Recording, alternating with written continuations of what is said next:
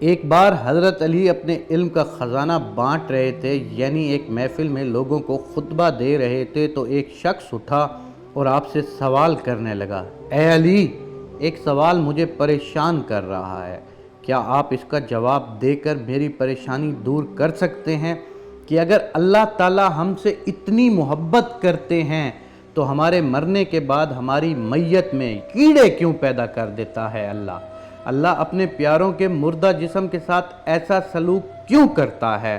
ہم جن چہروں سے محبت کرتے ہیں مرنے کے بعد ان میں کیڑے پیدا ہو جاتے ہیں۔ یہ دکھ مجھے بہت پریشان کرتا ہے۔ اس دربار میں موجود سب لوگ یہ سوال سن کر بالکل خاموش ہو گئے اور انتہائی سوچ میں گمسم ہو کر حضرت علی کی طرف متوجہ ہو گئے۔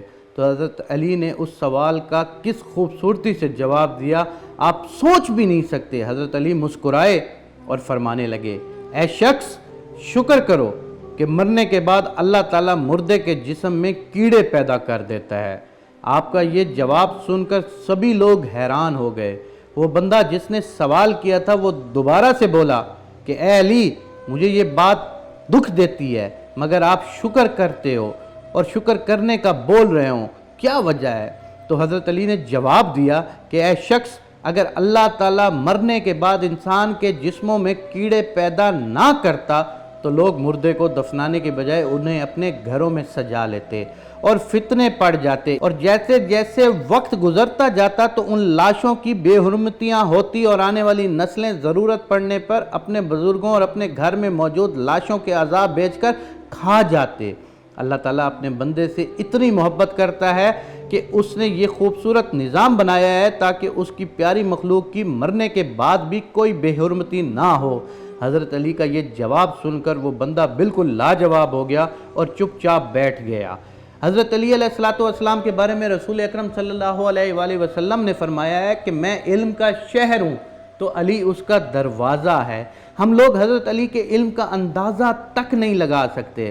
اس حدیث سے یہ ظاہر ہوتا ہے کہ حضور کے بعد اگر کسی میں بہت زیادہ علم ہے تو وہ حضرت علی تھے۔ حضرت علی اپنے علم کی وجہ سے عرب میں بہت زیادہ جانے جاتے تھے۔ دور دور کے علاقوں کے بڑے بڑے فیصلے اور مسائل کے حل کے لیے حضرت علی کو بلایا جاتا تھا، کیونکہ عرب کے لوگ اس بات پر بہت اعتماد رکھتے تھے کہ حضرت علی کو اللہ کی طرف سے جو علم بخشا گیا ہے تو وہ اس علم سے ہر مسئلے کا بہترین حل نکال سکتے ہیں، اور حضرت علی کے ہر فیصلے کو لوگ قبول بھی کرتے تھے، اور وہ فیصلہ صرف اور صرف انصاف پر کرتے ہیں۔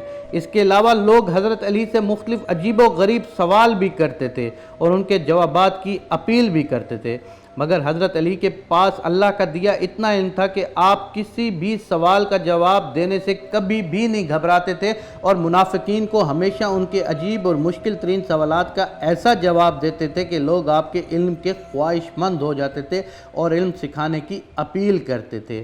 عرب کے لوگ حضرت علی کو ایک اچھا معلم سمجھتے تھے۔